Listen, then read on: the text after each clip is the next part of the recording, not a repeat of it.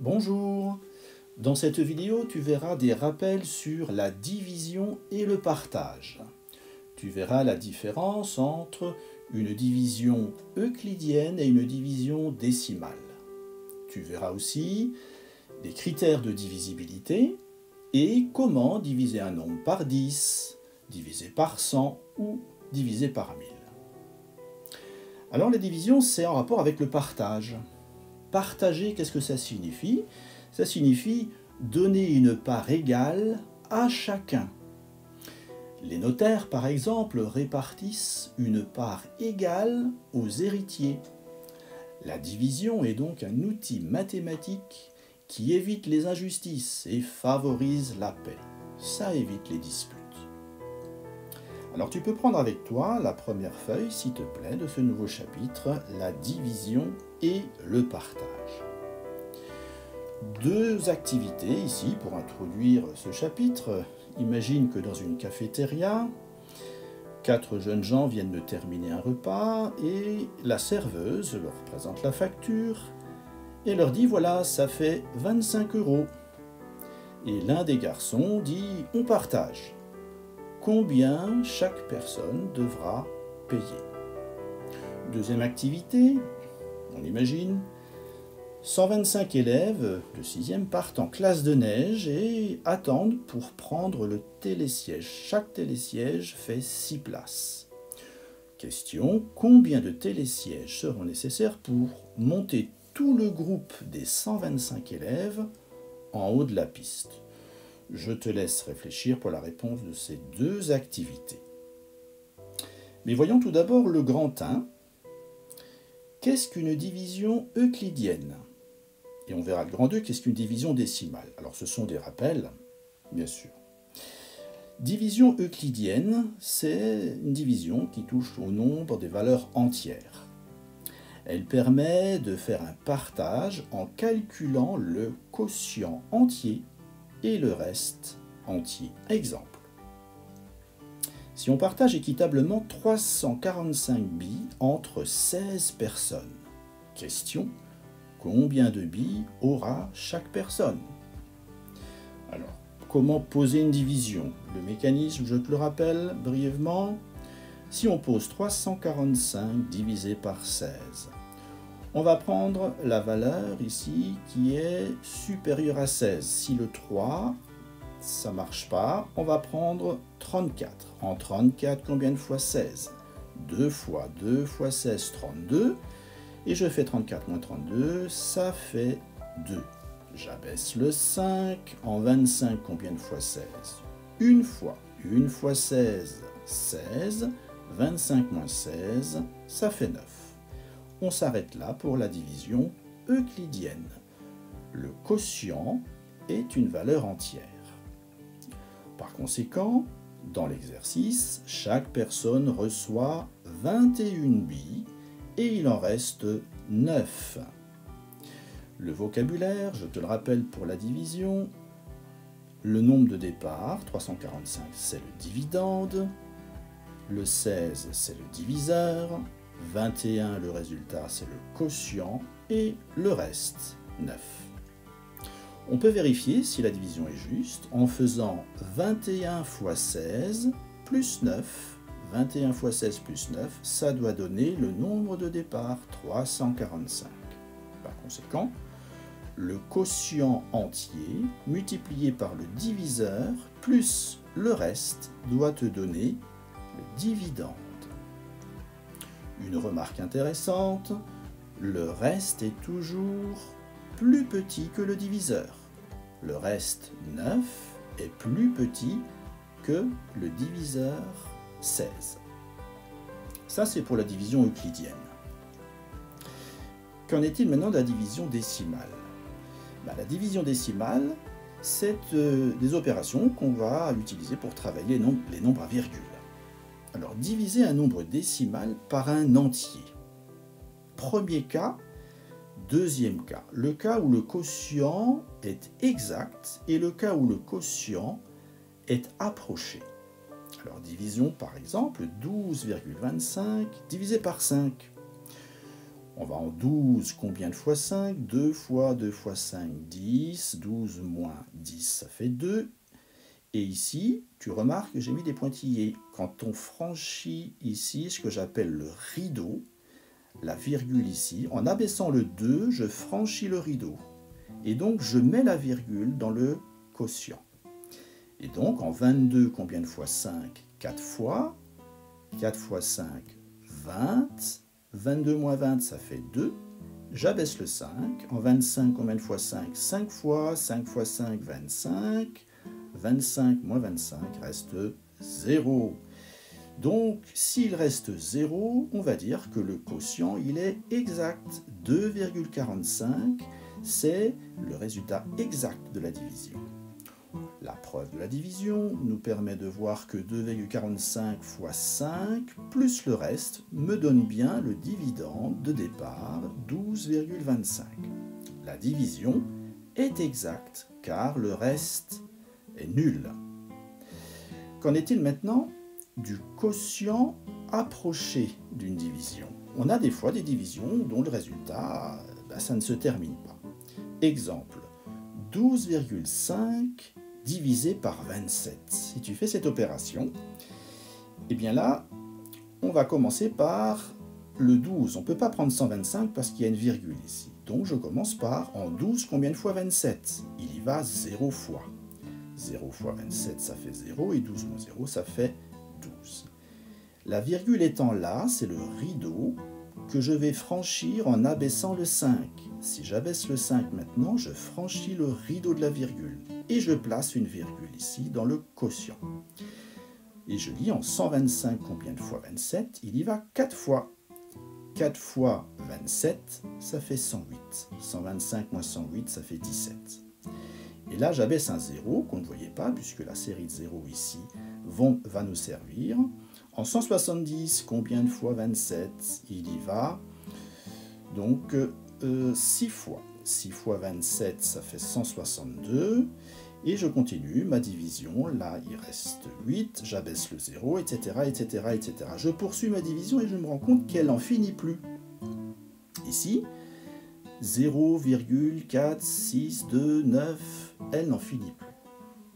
Par conséquent, je m'arrête quand même à un certain moment. Le 17 ici, le reste, attention pour vérifier si ma division est juste. Le 17, est-ce que c'est 17 le reste?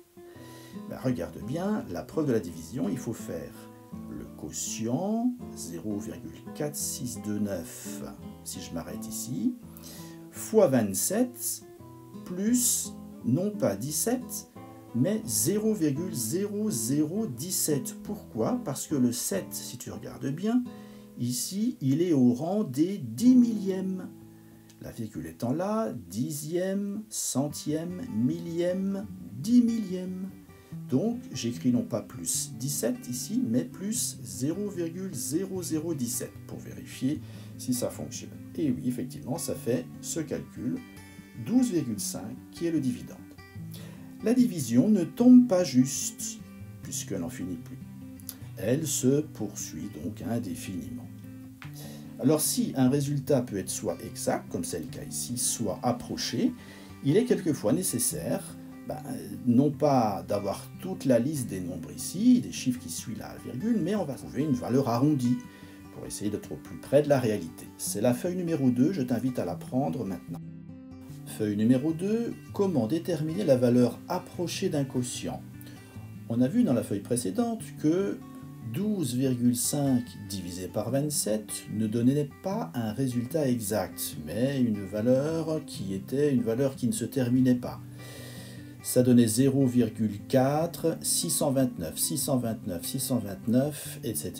Alors, comment déterminer l'arrondi? Alors, l'arrondi peut être à l'unité, au dixième, au centième ou au millième. Je te rappelle, comment déterminer l'arrondi à l'unité de ce nombre? Alors, à l'unité, ça veut dire que le chiffre des unités de mon quotient est 0.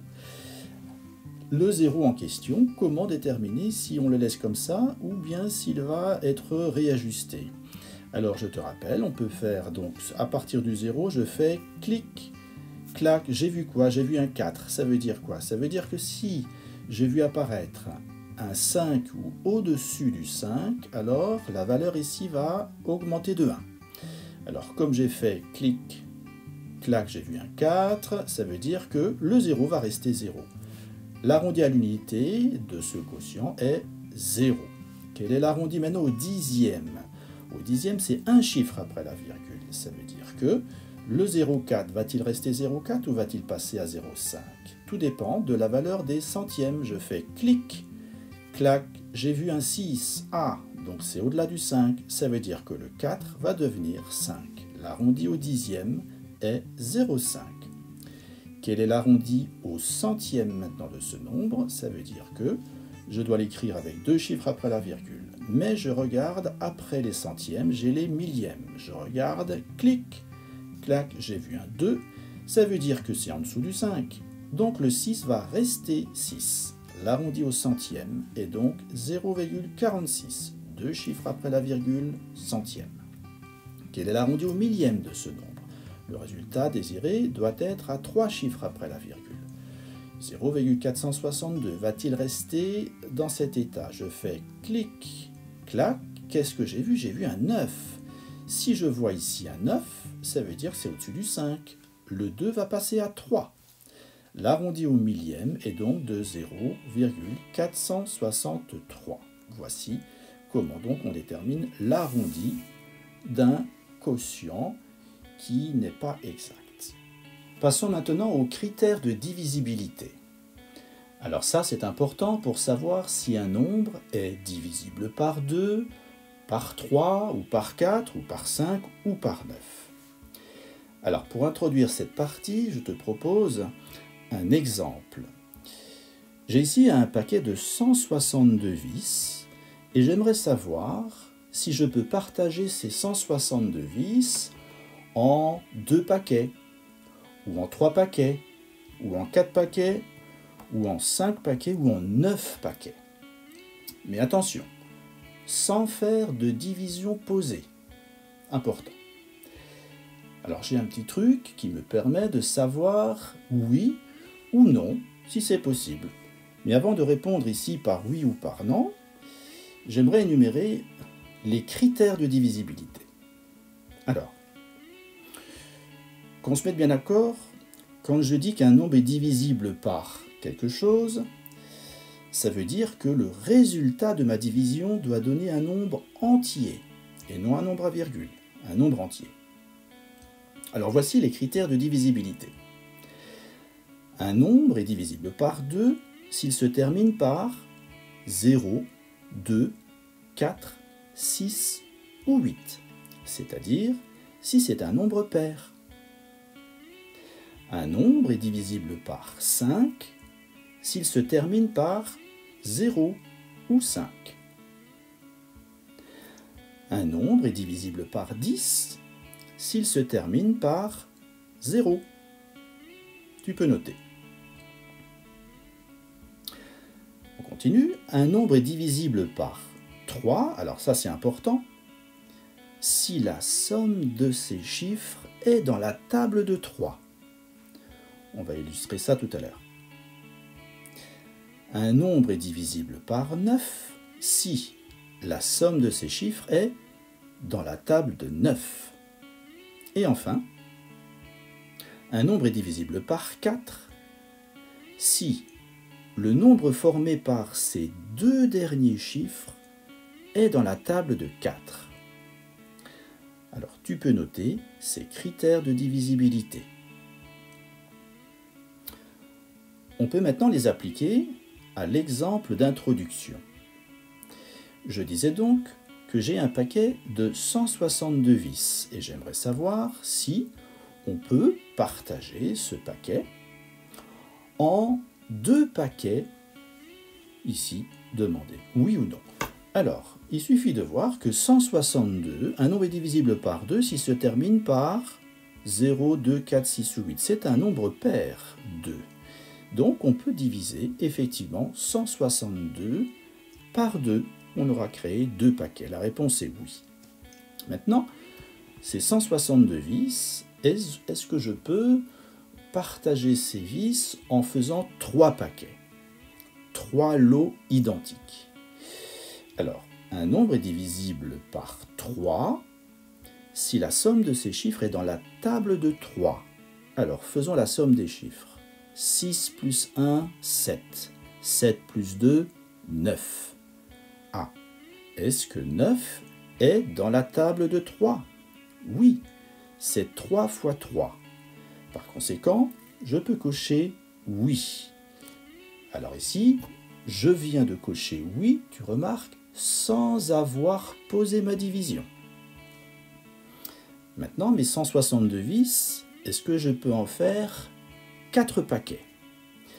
Un nombre est divisible par 4 si le nombre formé par ces deux derniers chiffres est dans la table de 4. Quels sont les deux derniers chiffres? Ici, j'ai 62. La question, est-ce que 62 est dans la table de 4? Ah, un peu compliqué puisque là, je dépasse les 40. Mais tu remarques que 62 n'est pas dans la table de 4. Ça donne un nombre à virgule. Donc la réponse est non. Je ne peux pas créer 4 lots identiques. Réponse non. Est-ce que je peux créer 5 lots identiques? 5 paquets? Eh bien, un nombre est divisible par 5 s'il se termine par 0 ou 5. Ici, il se termine par 2. Par conséquent, la réponse est facile, c'est non. Maintenant, est-ce qu'avec ces 162 vis, je peux faire 9 paquets? Eh bien, la réponse est si un nombre est divisible par 9, la somme de ces chiffres doit être dans la table de 9. Alors on avait dit 6 plus 1, 7 plus 2, 9. Est-ce que 9 est dans la table 9? Oui, bien sûr, c'est 1 fois 9. Par conséquent, je coche oui. Tu auras remarqué ici que l'avantage de cette règle qui concerne les critères de divisibilité permet de savoir, sans poser la division, si la division tombe juste ou pas. Voici donc ces critères de divisibilité à connaître. Alors voici un exemple avec un tableau. Je te laisse le regarder. On demande de cocher la case si le nombre de la colonne est divisible par le nombre de la ligne. Alors voici 1, 2, 3, 4, 5, 6, 7 valeurs. Est-ce que ces valeurs sont divisibles par 2, par 3, par 4, par 5, par 9 ou par 10? Alors la première c'est facile. Si c'est divisible par 2, ben, il faut prendre tous les nombres pairs. Ça, impair, impair, impair. Ah, 116, c'est pair, je coche, c'est divisible par 2. 48, c'est pair. Oui, c'est divisible par 2. 135, c'est pas pair. Et 5208, c'est pair, je coche la case. Les nombres qui sont divisibles par 3, on ne va pas tout énumérer, tu pourras vérifier par toi-même. 117, c'est divisible par 3, en effet. 7 plus 1 plus 1, ça fait 7, 8, 9. 9, est-ce que c'est dans la table de 3? Oui, c'est 3 fois 3. Donc il est divisible par 3. Celui-là non, tu peux faire la somme des chiffres. 48, il est divisible par 3. En effet, 8 plus 4, ça fait combien? 8, ça fait 12. 12, est-ce que c'est dans la table de 3? Oui, c'est 4 fois 3, donc je coche, c'est divisible par 3. 135, c'est aussi divisible par 3. 5208, est-ce que c'est divisible par 3? Oui, tu peux le voir, puisque c'est 8 plus 2, 10, plus 5, 15. Est-ce que 15 est dans la table de 3? Oui, c'est 5 fois 3.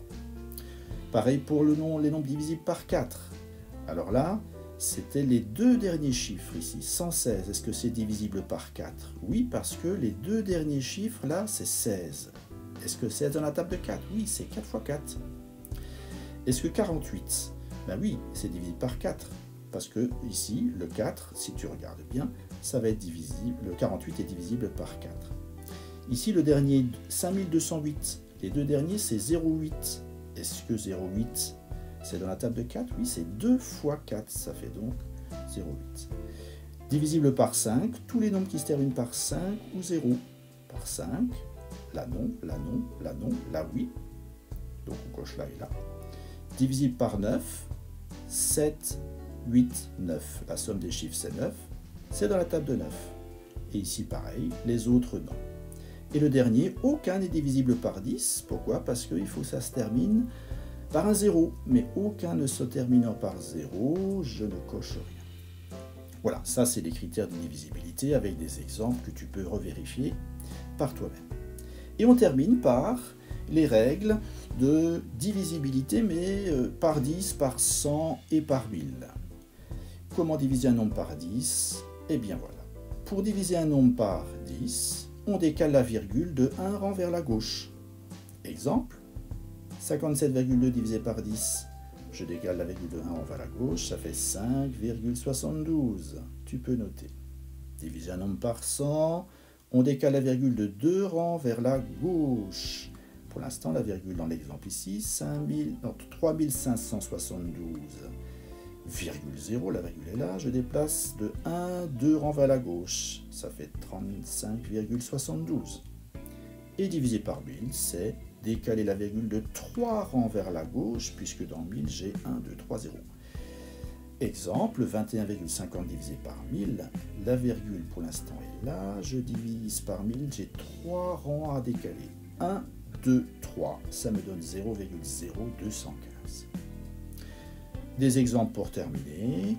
0,25 divisé par 10, on décale la virgule de 1 rang, ça fait 0,025. 564,89 divisé par 1000, on décale de 1, 2, 3 rangs vers la gauche, ça fait 0,56489. Combien divisé par 10 donne 67,8? Ah, on va un petit peu compliquer l'exercice. Eh bien, c'est 678. En effet, 678 divisé par 10, la virgule est là. Un rang vers la gauche, ça me donne bien 67,8. 37,4 divisé par 100, facile. J'ai 2 zéros ici, je décale de 2 rangs vers la gauche. Ça fait donc 0,374. Combien divisé par 1000 donne 6,32? Le nombre à déterminer, c'était 6320. En effet, la virgule étant là, je trouve ce résultat. Je dois déplacer de 3 rangs. 1, 2, 3. Ça fait bien 6,32. 6,32. Et pour terminer, 578,2 divisé par 10 000. J'ai 4 zéros. Je déplace la virgule de 4 rangs vers la gauche. 1, 2, 3, 4. Ça me donne 0,05782. La virgule était là avant, ça fait 1, 2, 3, 4. Voilà quelques rappels que je pense que tu connaissais bien. Et on va passer à la feuille suivante, la feuille numéro 3, pour d'autres exercices.